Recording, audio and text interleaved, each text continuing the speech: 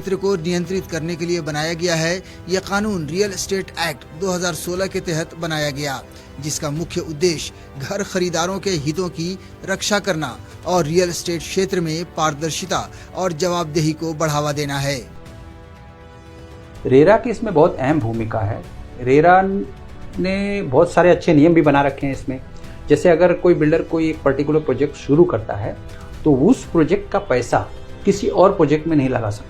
एक separate account खोलना पड़ता है जिसमें सारा पैसा वहाँ से जो भी बुकिंग या जो कुछ भी आता है वो उसी अकाउंट में रहेगा। उसका मिसयूज़ पहले बहुत होता था, वो अब नहीं होता है। दूसरी चीज़ ये है कि जब तक आपके पास रेरा नंबर नहीं है आप बुकिंग नहीं कर सकते, आप एडवर्टीजमेंट नहीं कर सकते हो अपने फ्लैट्स का। तो वो एक बहुत अच्छा है। पहले लोग बुकिंग कर लेते थे बहुत सारा और रेरा नंबर होता ही नहीं था उनके पास, ये तब नियम भी नहीं था और रेरा के जो कंट्रोल थे वो भी नहीं होते थे। तो जैसे बुकिंग किया उन्होंने, सारा पैसा आ गया, वो पैसा वो कहीं किसी दूसरे प्रोजेक्ट में लगा देते थे, कहीं और ज़मीन खरीद लिया और वो ज़मीन समझो अटक गई किसी कारणवश, तो पैसा तो उनका वहाँ चला गया। कंस्ट्रक्शन के लिए उनके पास पैसा ही नहीं होता था। इस चक्कर में जो बायर है उसकी प्रॉब्लम हो गई, सालों साल तक प्रोजेक्ट बंद रहता था। जो अटकी हुई बिल्डिंगें हैं उसमें प्रॉब्लम, कई तरह की प्रॉब्लम्स हैं।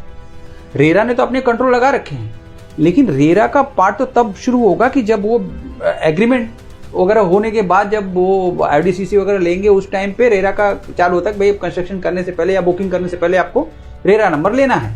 तो वो तो बात की भूमिका हो गई। लेकिन पहले क्या होता है, जब ये बिल्डर सोसाइटीज के साथ एग्रीमेंट करते हैं उस वक्त जो सोसाइटी कमिटी होती है, कई बार लालच में आके वो एडवोकेट नहीं करते हैं, अपने हिसाब से एग्रीमेंट बनाते हैं और कॉम्प्रोमाइज़ कर लेते हैं।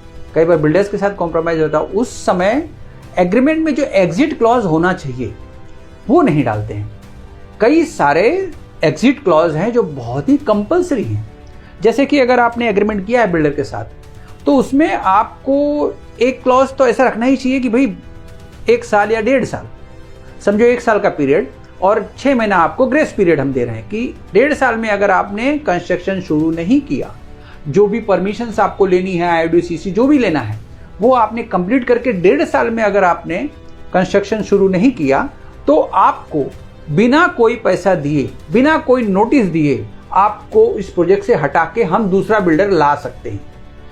तो ये क्लॉज नहीं होने की वजह से वो बिल्डर हटा नहीं पाते हैं।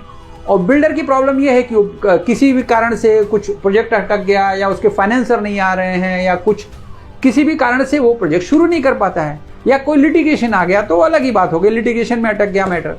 पार्टनरशिप में था तो पार्टनर की वजह से गड़बड़ हो गई, उसकी वजह से अटक गया मैटर, सालों साल तक पड़ा रहता है फाइनेंस के चक्कर में। लेकिन अगर सोसाइटी के पास ये पावर होगा कि 1.5 साल में आपकी चाहे जो भी प्रॉब्लम हो, 1.5 साल में अगर आपने काम शुरू नहीं किया और इतने टाइम में खत्म नहीं किया, दोनों चीजें होनी चाहिए। ऐसा नहीं कि 1.5 साल में शुरू कर दिया, वो बोले हाँ ये क्लॉज तुमने डाल दिया है, खत्म करने का क्लॉज ही नहीं डाला है। तो ये भी होना चाहिए कि 1.5 साल में आप काम शुरू करेंगे और 3 साल 4 साल जैसा प्रोजेक्ट हो, जितना बड़ा प्रोजेक्ट हो, इतने में आप काम खत्म करेंगे। उसके बाद एक 6 महीने का ग्रेस पीरियड। अगर नहीं करते हैं तो भी आपने आज तक जो भी पैसा लगाया है, या तो उसका हिसाब हो, क्योंकि इतना पैसा लगाने के बाद कोई भी बिल्डर जाना नहीं चाहता है, तो उतना जो पैसा लगाया है आपने दूसरा बिल्डर हम ला सकते हैं अपनी हिसाब से, और एक ऑडिट होगा, जो पैसा वाजिब निकलेगा वो पैसा उतना देके आपको उस प्रोजेक्ट से बाहर कर दिया जाएगा, ताकि हमारे पास हमेशा कोई भी सोसाइटी या रीडेवलपमेंट के लिए जब आप जाते हो तो कोई भी सोसाइटी जो होती है उसके पास पावर हमेशा हाथ में होना चाहिए कि मैं बिल्डर बदल सकूं। श्रेष्ठ भारत ने लोकल बिल्डर से भी बात